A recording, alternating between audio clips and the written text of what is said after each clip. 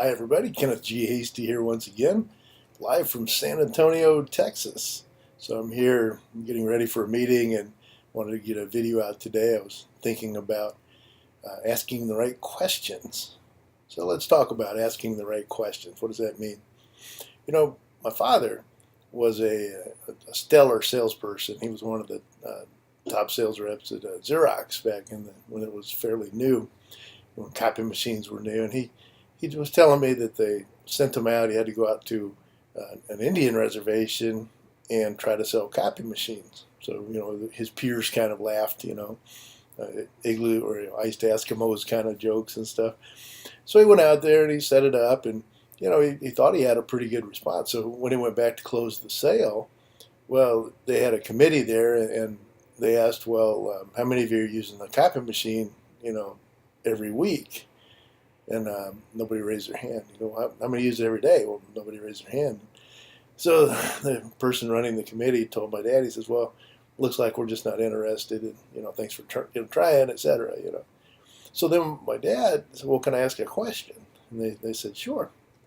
So he asked a question. He goes, why don't you like the copy machine? And each person virtually had the same answer. It was like, we love the copy machine, but it's always busy, so we just quit using it and went back to the old way of doing things, because every time we had to go try to make a copy, we had to stand in line. Well, long story short, he ended up selling multiple copy machines there. And if he hadn't stopped to ask that right question, that would have been that. I'm reminded of one time, one question made all the difference when I was a regional manager for a dental implant company. It was the end of the year, and I was having dinner with a huge potential client, and I needed a big order from him from my region to go over the numbers. And so, we had this big order on the table. We were discussing price. We kind of got the price down. And if I recall, it was about 1,000 implants. So it was a substantial order. It's like $250,000 or give or take, right? And so we're eating dinner, and so he's thinking, he's pondering, he says, the only thing is, this particular implant, when I screw it down all the way, in soft bone it's great because it seats, but in the hard bone, it sticks up a little bit. And he says, really, I'm not sure if I like that.